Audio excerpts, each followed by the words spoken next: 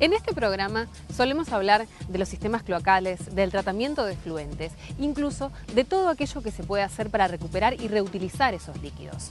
Hoy vamos a mostrar dos métodos no convencionales de disposición y depuración de nuestros desechos: el baño seco y el humedal construido. Dos sistemas que, apoyados en procesos químicos y biológicos que se dan en la naturaleza, sirven como alternativa a los desagües cloacales. Les damos la bienvenida a Elemento Vital.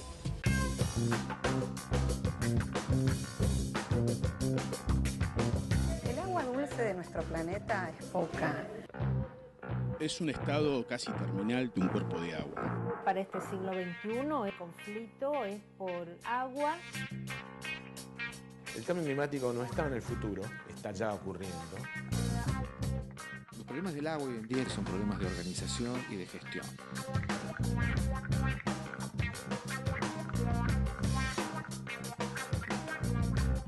El agua, recurso central para la vida.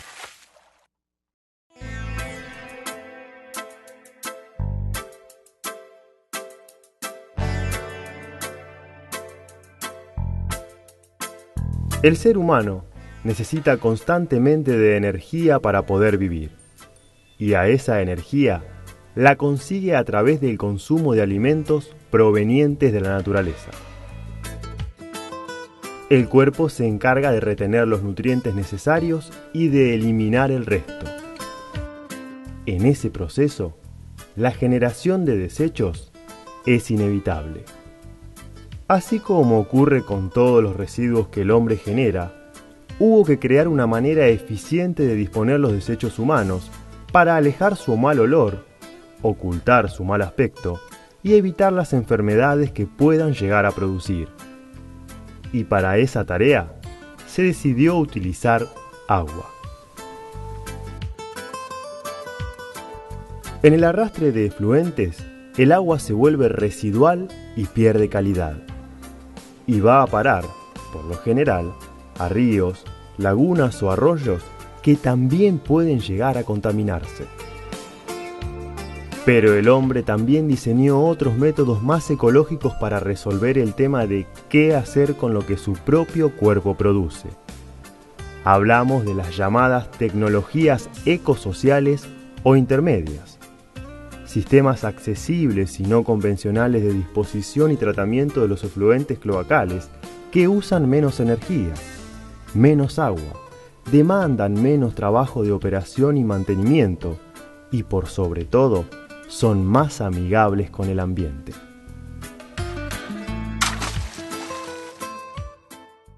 Cada vez que apretamos el botón del inodoro, se descargan entre 5 y 20 litros de agua. Multiplicamos eso por la cantidad de veces al día que lo hacemos, por la cantidad de integrantes de una familia, los 365 días del año. Solo para transportar orina y excremento se usan miles y miles de litros de agua por día. Esa es la manera tradicional en la que nos deshacemos de nuestros desechos, pero no es la única. Hay un sistema no convencional que sirve para la disposición y el tratamiento de nuestros residuos. Es el baño seco, es una opción de bajo costo que puede incorporarse como sistema permanente a la vivienda o usarse de manera ocasional en eventos de muchas personas o en casos de catástrofes ambientales como los terremotos, como una buena solución sanitaria.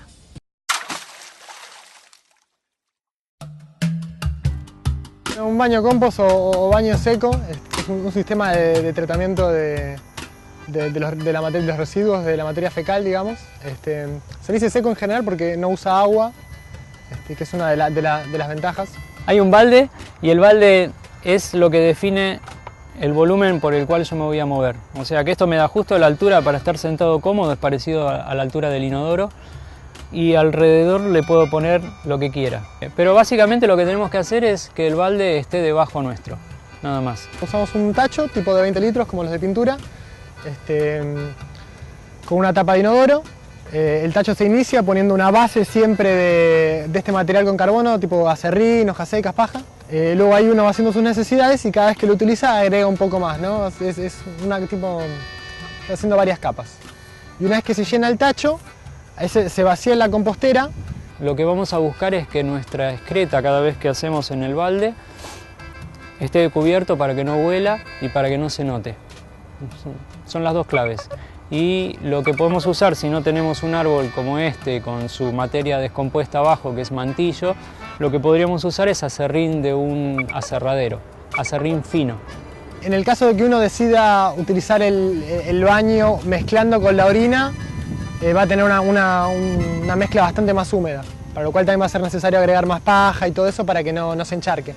Lo que tiene que haber fundamentalmente es mucho carbono, o sea, mucha materia de árboles, ya sea aserrín, hojarasca, mantillo, cualquiera de esas formas, o paja. Y nosotros lo que hacemos es mezclarlo y usamos una buena cantidad para todos los que somos.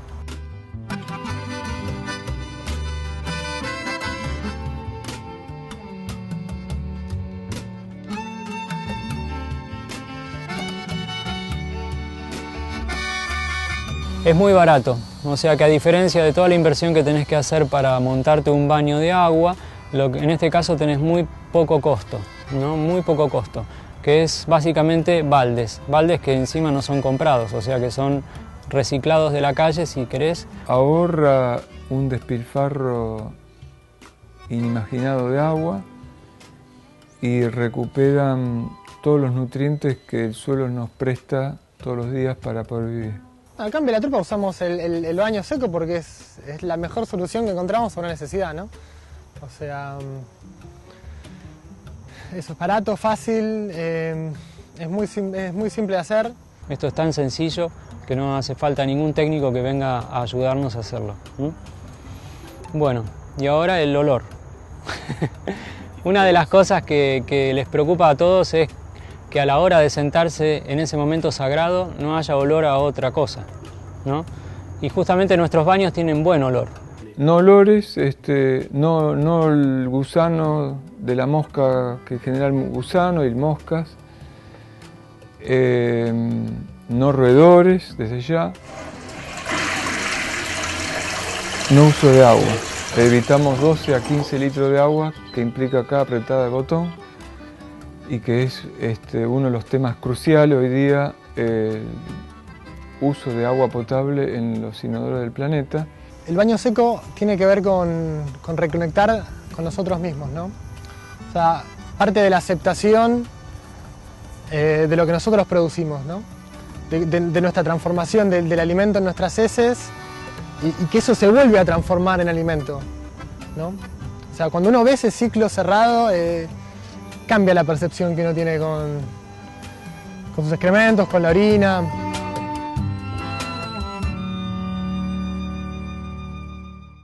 Además de resolver el qué hacer con nuestros desechos sin usar agua, el baño seco tiene otro beneficio, y es que se completa con un ciclo de compostaje que transforma esos residuos en abono orgánico. ¿Cómo deberíamos construir un buen compost? El compost es un lugar confinado donde vos no vas a tocar mucho lo que tenés ahí, solamente vas a ir apilando tus baldes y está hecho con tarimas, como se puede ver esto. Podría estar armado en cualquier lugar aunque no haya tierra, no hace falta hacer un pozo, está para arriba. Y después lo que necesitas es mucha materia orgánica. Se le pone una buena base de 30, 40, 50 centímetros de hojas secas. Y ahí se van vaciando los baldes. También se tapa siempre, está bueno que tenga, no hermético porque el compostaje es un proceso aeróbico, pero por ahí para evitar que entren ratas y otros bichos, incluso perros, que esté cerrado, limitado. La compostera puede estar apoyada en el patio, en la terraza, en el sótano, en un lugar apartado o en un lugar cerca de la casa. Nosotros tenemos composteras muy grandes donde descargamos un montón y no huele, y está al lado de la casa. El compost absorbe mucha agua y es importante que no esté ni inundado, pero que tampoco esté seco, ¿no? Nosotros somos unos grandes transformadores de esa cosa bella que era la comida en otra cosa. Lo mismo hacen los microorganismos, que son nuestros aliados. Entonces, si sabemos cultivar bien los microorganismos en un compost, vamos a tener asegurada la parte de la digestión de nuestra excreta. O sea que desaparece. Y muchas veces la gente pregunta, no, pero no abras el compost porque... Pero en un día nomás ya desapareció lo que era la caca y el pis. Desapareció porque se lo comieron.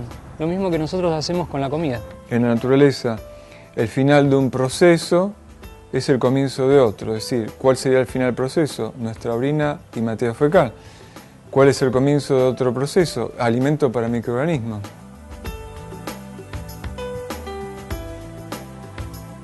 Comenzamos a investigar el tema de los baños como la punta de la madeja que nos lleva a una estrategia de producción de alimentos sustentable. O sea, no es viable pensar en un futuro que siga produciendo comida si no vuelve al suelo todo lo que pasa por nuestro cuerpo.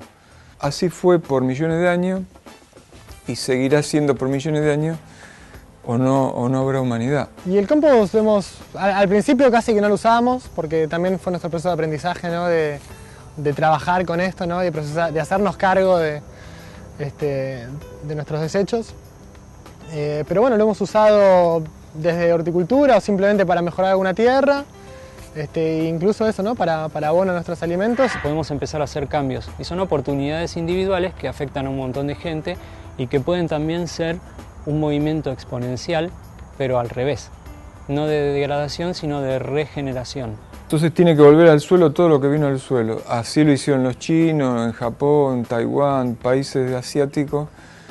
Por 20.000 años tuvieron la cultura de reciclar absolutamente todo, donde se desarrollaron sistemas agrícolas importantes. Nosotros hicimos para un evento de 500 a 1000 personas nuestros baños y no dejamos ningún rastro, o sea, incluso tenemos un montón de ganancia que no es dinero, sino que es compost.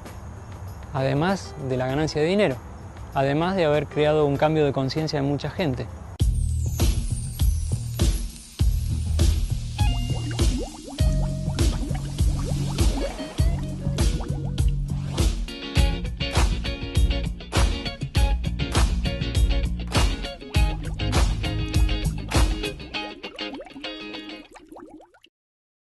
Hay una variante al baño seco que vimos en el bloque anterior, que es el baño compost. ¿Cuál es la diferencia? Este baño tiene incorporada la compostera, es decir, que todo el proceso de descomposición se hace en el mismo lugar. A diferencia del baño seco que utiliza a baldes, en el baño compost se utiliza una especie de inodoro, que incluso puede tener tapa, que permite en una primera etapa separar la orina de la materia fecal. Por debajo se construye una gran cámara contenedora que es donde se van a retener los sólidos y donde se van a procesar. Fuimos hasta Navarro para ver cómo funciona este sistema y sobre todo para conocer cómo se diseña y cómo se mantiene. En la Eco Villa Gaia decidieron implementar el baño seco y para ello tomaron como modelo el baño vietnamita, creado hace unos 50 años. Este sistema tenía un problema. El proceso de descomposición de la materia orgánica no se completaba por falta de aire, y eso generaba una elevada carga de parásitos y otros patógenos. Veíamos que si había patógenos y era mucho trabajo, no era un baño que iba a ser adoptado fácilmente por la sociedad. Así que aparece la idea de generar el proceso de transformación dentro del mismo baño, no tener un proceso parcial y completarlo afuera. Fue entonces que diseñaron un sistema con gran circulación de aire entre ambas cámaras y así generaron las condiciones ideales para el crecimiento de bacterias aeróbicas encargadas de devorar la materia orgánica. La acción de estas bacterias primero y la de las lombrices rojas californianas después es lo que acelera la degradación y permite completar el proceso. Así como se comenzó en Japón a cultivar la basura doméstica, cosa que también hacemos aquí con la cocina, a cultivar los inodoros. Y esto mejoró la eficiencia en cuanto a la velocidad de humificación y todo el proceso biológico se termina mejorando en cuanto a las calidades y cualidades.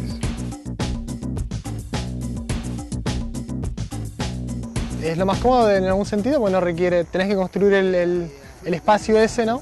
Que es más complejo quizás que una compostera simple, pero no tenés que estar lidiando después con los excrementos, digamos, ¿no? Van a tener primero el inodoro, que se ve desde afuera claramente, que es una tapa tradicional a la misma altura. Dentro del inodoro tenemos un separador de orina, la orina se separa, no va a la cámara. Después tenemos la primera cámara, donde va quedando la materia fecal en estratos, y los estratos inferiores son los que están humificando.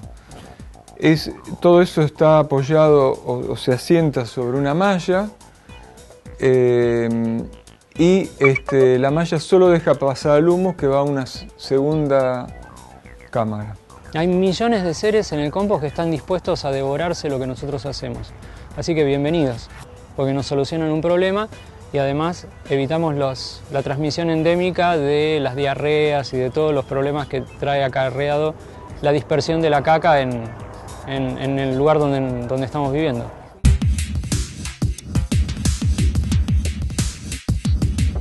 El agua tiene su historia, y la historia es historia porque hubo agua.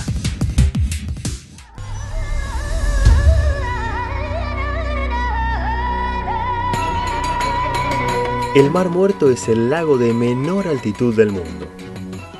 Ubicado en una depresión tectónica entre los territorios de Israel y Jordania, su superficie se encuentra a 417 metros por debajo del nivel del mar. Tiene alrededor de 70 kilómetros de largo, unos 16 kilómetros de ancho, y es uno de los cursos de agua más salinos del planeta. Mientras en el común de los mares hay a razón de una cucharada de sal por litro de agua, en el Mar Muerto la proporción es de más de una taza por cada litro. Por tanto, sus aguas son hasta 10 veces más saladas que las de los océanos y concentran en total unos 40 millones de toneladas de sal y minerales.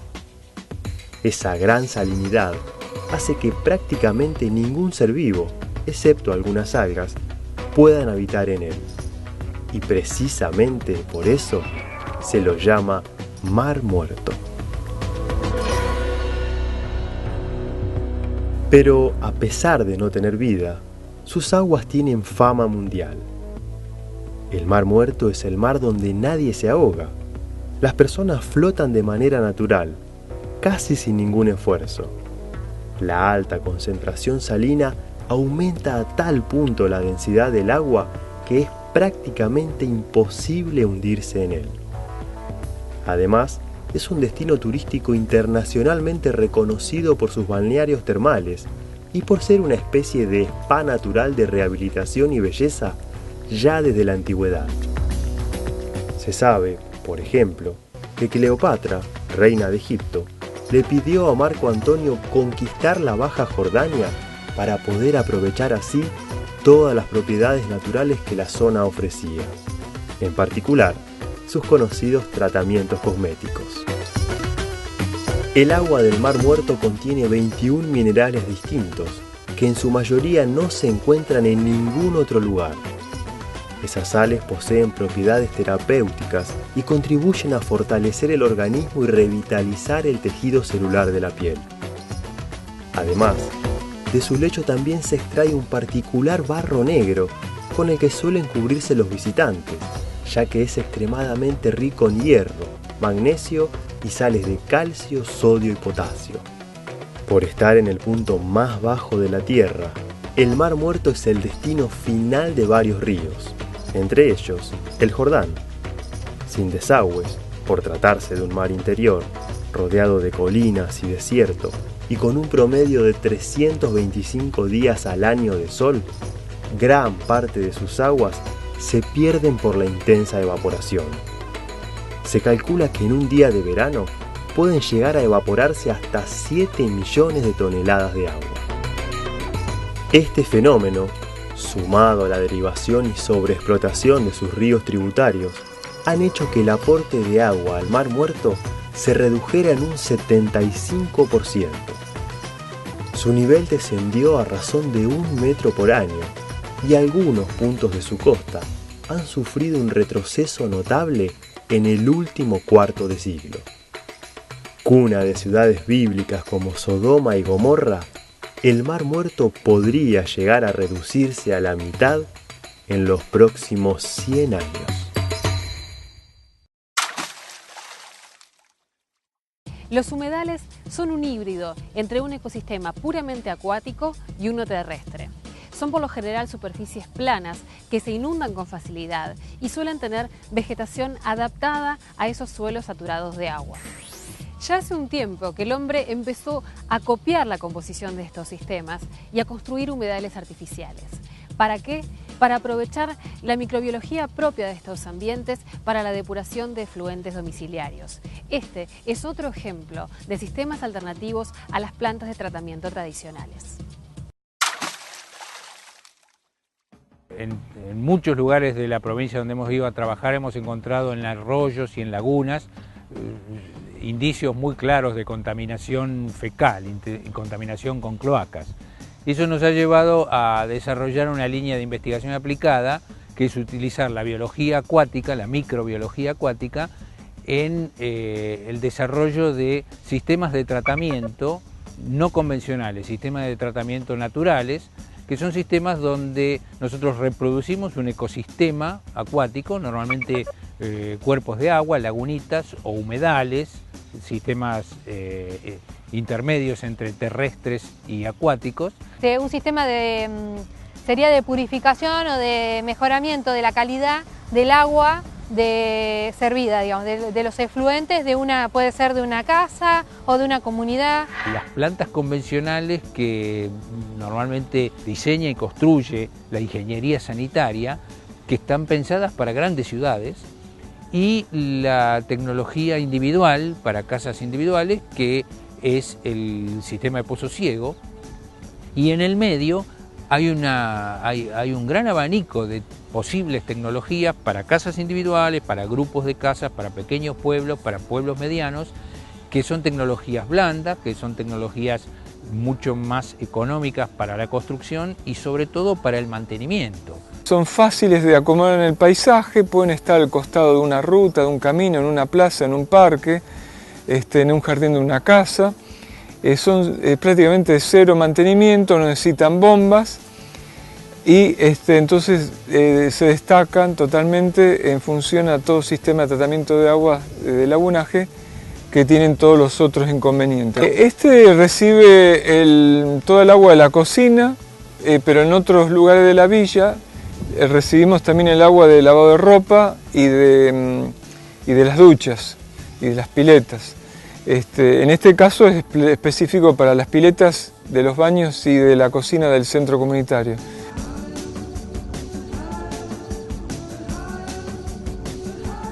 Se tiene una pileta de decantación y otra de flotación donde se sacan los sólidos. Y por otro lado se genera un humedal artificial con una base impermeable. En Esquel hay un sistema de reutilización, justamente de mejoramiento de la calidad del agua, que es de vuelta al arroyo Esquel a través de un humedal artificial. Este es un tratamiento de aguas grises que consiste en un canal de 1,5 metros de ancho por 1,5 metros de profundidad y diferentes largos según la cantidad de agua que hay que tratar, basado en que una vez hecha la excavación se lo impermeabiliza y se lo rellena luego con 3 capas verticales que se van repitiendo de arena, arcilla y piedras partidas, arena, arcilla y así.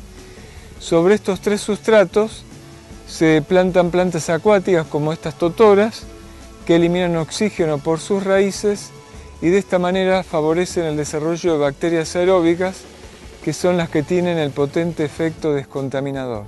De esa manera le otorgamos al agua el mayor tiempo posible de exposición a ser utilizadas por las raíces de las plantas, y va saliendo del sistema a medida que va ingresando agua nueva por diferencia de nivel.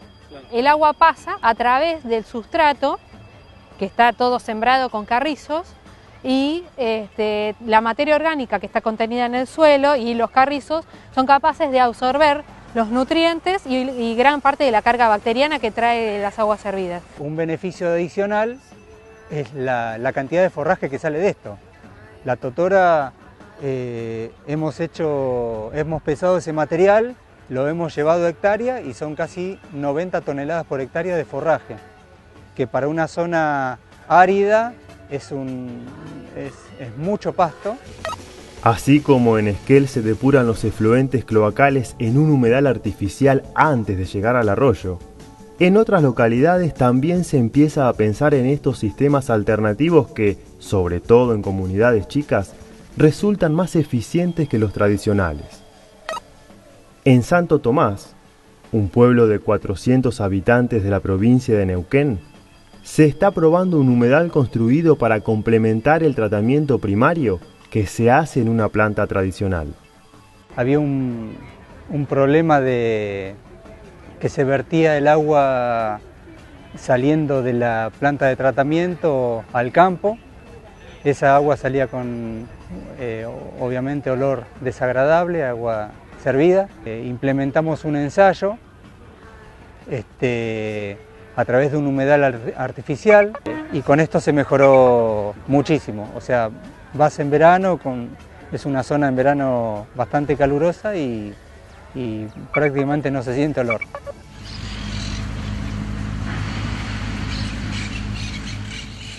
Estos sistemas comenzaron a desarrollarse en la década del 50 en países de Europa como Alemania y España, y en los últimos años empezaron a replicarse en Latinoamérica. En Argentina hay experiencias en provincias como Córdoba, Chubut, Entre Ríos y Buenos Aires. En el Parque Ecológico de La Plata se utiliza un humedal para depurar las aguas residuales del comedor del lugar. Y desde 2010, en la ciudad entrerriana de Gualeguaychú, el municipio exige que las viviendas y complejos turísticos que no cuenten con cobertura de la red cloacal implementen este tipo de ecotecnologías para el tratamiento de sus efluentes.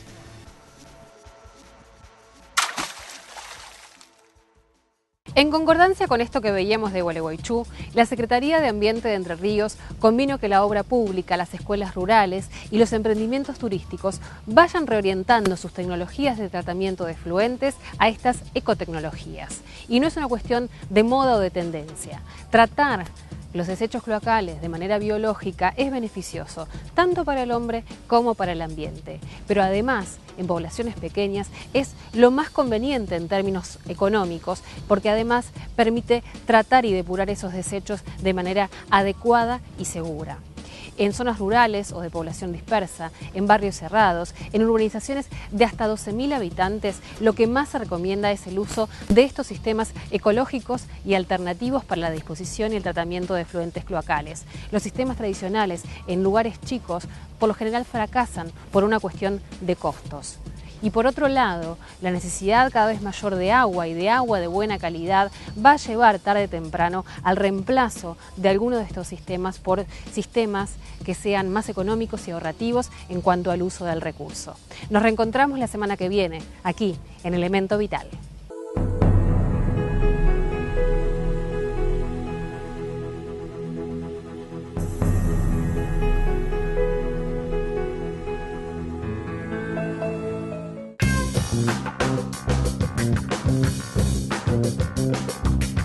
El agua, recurso central para la vida.